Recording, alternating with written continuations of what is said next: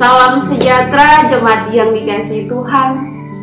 Jumpa lagi di line saya Fata Guntung Payu. Apa kabar Bapak Ibu, saudara-saudari sekalian? Semoga kita semua selalu dalam keadaan sehat dan diberkati oleh Tuhan. Mengawali aktivitas kita di hari ini, mari kita melandasinya dengan firman Tuhan.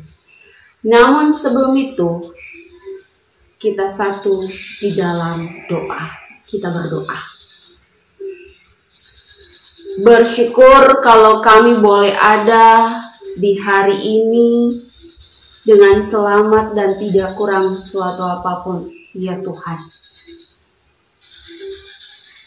Berkat penyertaan-Mu, perlindungan-Mu nyata atas kehidupan kami. Di dalam segala karya keselamatan yang Engkau berikan bagi kami mau ada di dalam kehidupan yang sesuai dengan kehendak Tuhan. Untuk itu, melalui firman-Mu, di pagi ini kami mau untuk ada di dalam nasihat-nasihat agar kehidupan kami semua boleh sesuai dengan kehendak Tuhan. Untuk itu ya Tuhan, kami percaya dan kami yakini bahwa Roh Kudus ada dengan kami di dalam hati dan pikiran kami. Roh Kudus itu juga yang akan membuat kami mengerti apa yang akan kami baca dan apa yang akan kami renungkan dari firman di pagi ini. Dan ketika kami boleh ada di dalam pengertian itu, dan kami ada di dalam pemaknaan firman itu, buatlah kami bukan hanya menjadi pendengar saja, tapi juga menjadi pelaku firman. Terima kasih banyak Tuhan Yesus. Inilah kami semua. Kami mau membaca dan merenungkan firman-Mu. Amin. Jemaat yang terkasih dalam Tuhan Yesus Kristus, pembacaan kita di saat ini terambil dari Bilangan 22 ayat 1 sampai ayatnya yang ke-6. Bilangan pasal 22 ayat 1 sampai ayatnya yang ke-6. Dan menjadi ayat perenungan kita itu terambil dari ayatnya yang ke-6. Ya. Jadi ayat perenungan kita di pagi ini terambil dari ayatnya yang ke-6 yang bunyinya demikian. Karena itu datanglah dan kutuk bangsa itu bagiku, sebab mereka lebih kuat daripadaku. Mungkin aku sanggup mengalahkannya dan menghalaunya dari negeri ini. Sebab aku tahu siapa yang kau berkati, dia beroleh berkat. Dan siapa yang kau kutuk, dia kena kutuk. Demikian pembacaan firman Tuhan kita, Bapak Ibu Saudara-saudari, haleluya. Pembacaan kita diberikan tema minta tolong kepada Tuhan. Sekali lagi, pembacaan kita diberikan tema minta tolong kepada Tuhan. Jemaat yang terkasih dalam Tuhan Yesus Kristus, dalam menjalani dan melakukan segala sesuatu dalam kehidupan ini, mari libatkanlah Tuhan. Dengan melibatkan Tuhan, maka kita sebagai umat Tuhan menyadari bahwa kita ini tidak bisa apa-apa tanpa Tuhan.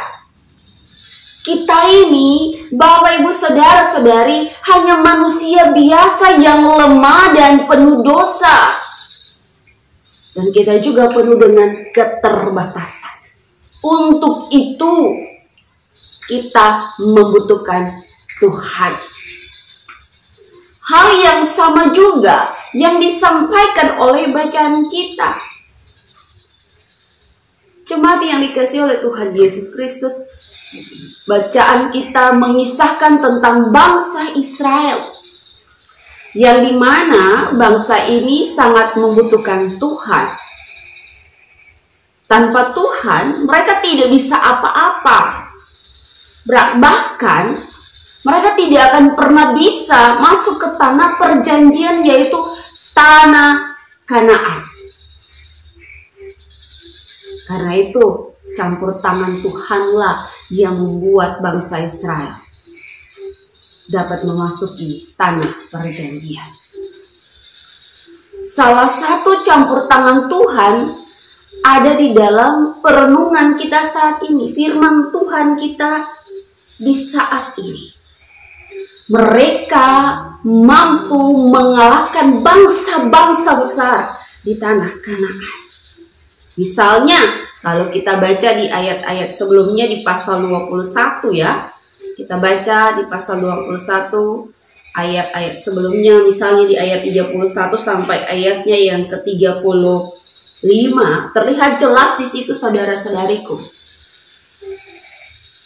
Bangsa Israel mengalahkan kota Yaser, orang-orang Amori, dan orang-orang Basan serta Raja Basan. Dikalahkan oleh bangsa Israel. Dengan kemenangan yang terjadi kepada bangsa Israel dan mereka mampu mengalahkan bangsa-bangsa Kanaan, maka berita kemenangan ini pun terdengar oleh Raja Moab, yaitu Raja Balak. Kalau kita lihat di ayatnya yang kedua, Balak bin Sipor ya. Jadi Raja Balak ini adalah Raja Moab. Ketika ia mendengar berita tentang kemenangan bangsa Israel, dengan segera ia merasa gentar dan takut atas kemenangan bangsa Israel. Apalagi bangsa Israel sudah menduduki sebagian daratan Moab yang ada di sebelah sungai Yordan, dan mereka berkemah di sana. Melihat situasi yang demikian, maka Raja Balak pun mengirimkan utusan kepada Bileam dan kepada teman-teman sebangsanya untuk menyampaikan tentang bangsa Israel yang jumlahnya semakin bertambah banyak. Melalui utusan itu, Balak meminta kepada salah satu, yaitu yang bernama Bileam, untuk datang mengutuki bangsa Israel. Bapak Ibu Saudara-saudari bisa baca di ayatnya yang ke-6 ya. Itu ada di ayatnya yang ke-6. Jadi Raja Balak ini ia meminta Bileam datang untuk mengutuki bangsa Israel, untuk mengeluarkan kata-kata kutuk bagi bangsa Israel, sehingga Raja Balak dapat mengalahkan bangsa Israel. Dari hal ini harus kita ketahui, dari penjelasan ini harus kita ketahui bahwa Bileam ini merupakan seorang paranormal terkenal di Mesopotamia Utara, dan mereka sangat mempercayai apapun yang diucapkan oleh Bileam. Misalnya, ketika siapapun yang diberkati oleh Bileam akan memperoleh berkat, dan siapa yang dikutuk oleh Bileam, ia juga akan mendapat kutukan atau ia akan terkutuk. Dari penjelasan ini, dari hal ini, maka dapat kita ketahui, saudara-saudari ketahui, bahwa Bileam dianggap sebagai seorang dewa pada saat itu bagi Raja Balak dan juga orang-orangnya. dianggap sebagai dewa yang bisa menolong, menenangkan, dan menghilangkan rasa takut mereka terhadap bangsa Israel yang jumlahnya semakin banyak. Mereka juga percaya bahwa Bileam ini dapat memberikan kemenangan bagi mereka. Apa yang dilakukan Raja Balak ini, saudara-saudariku, karena ia belum mengenal Allah Israel.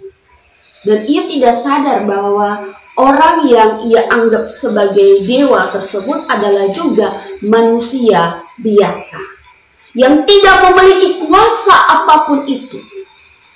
Bahkan kuasanya tidak dapat menandingi kuasa Tuhan. Dengan demikian, saudara-saudariku jemaat yang dikasihi Tuhan, melalui penjelasan firman Tuhan ini, maka dapat kita maknai bahwa harusnya dan satu-satunya dalam menjalani kehidupan ini hanya kita bisa mengandalkan Tuhan, dan janganlah mengandalkan manusia. Satu-satunya penolong hidup kita hanya Tuhan. Jemaat yang dikasihi oleh Tuhan, menjalani kehidupan di tahun yang baru ini, marilah kita terus berserah kepadanya. Karena orang yang berserah kepadanya akan memperoleh kemenangan. Dan di dalam memperoleh kemenangan itu, kita tidak akan pernah terlepas. Bahkan kita akan selalu diperhadapkan dengan situasi-situasi hidup yang penuh dengan berbagai banyak cobaan. Dan di dalam berbagai banyak cobaan itu, pasti kita akan merasa cemas, takut, gentar, dan lain-lainnya. Ketika kita ada dalam situasi dan perasaan-perasaan yang demikian, mari saudara-saudariku, teruslah berserah kepada Tuhan dan minta tolonglah kepadanya. Percayalah, ia akan hadir menolong kita semua. Mari, seperti yang ada tertulis dalam Bilangan 21 ayat 4. Mari kita baca sama-sama, Bapak Ibu Saudara-saudari. Bilangan 21 ayat 34 yang bunyinya demikian. Tetapi Tuhan berfirman kepada Musa, janganlah takut kepadanya, sebab aku menyerahkan dia dengan seluruh rakyatnya dan negerinya ke dalam tanganmu. Dan haruslah kau lakukan kepadanya seperti yang kau lakukan kepada Sihon, raja orang Amori, yang diam di Hesibon. Ini merupakan ayat peneguhan iman kita semua, yang dimana mari jangan takut untuk ada di dalam situasi-situasi hidup yang sulit, pencobaan-pencobaan hidup yang begitu luar biasa.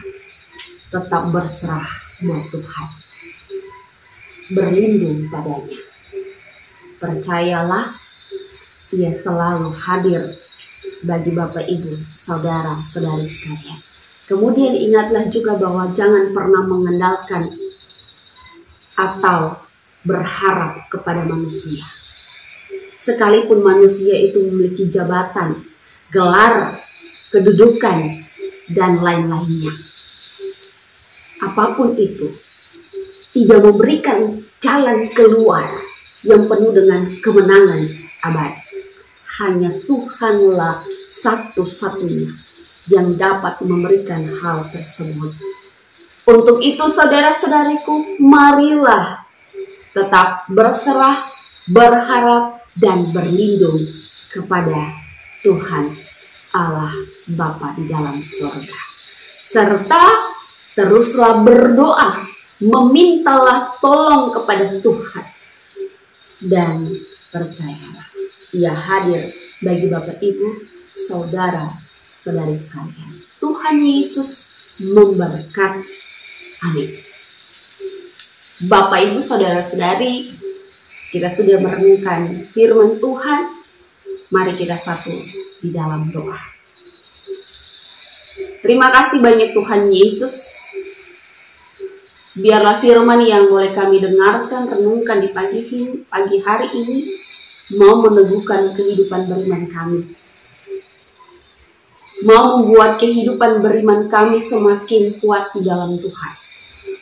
Dan kami mampu melewati setiap situasi-situasi kehidupan yang ada di saat ini.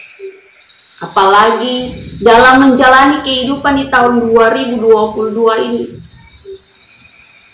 ada 365 hari ke depannya. Dan kami tidak tahu apa yang akan terjadi dalam kehidupan kami. Namun di dalam segala perjalanan kehidupan itu, kami mau berserah, kami mau terus berdoa dan meminta tolong kepada Tuhan, supaya Tuhan selalu bersama-sama dengan kami dalam setiap langkah hidup yang kami lalui. Dan dimanapun kami berada, ini kami Tuhan, kami hanya manusia yang lemah dan penuh dengan keterbatasan. Turut mengambil bagianlah dalam kehidupan kami. Jangan pernah tinggalkan kami ya Tuhan. Ampunilah segala dosa yang boleh kami perbuat yang melawan kita dan kehendak-Mu.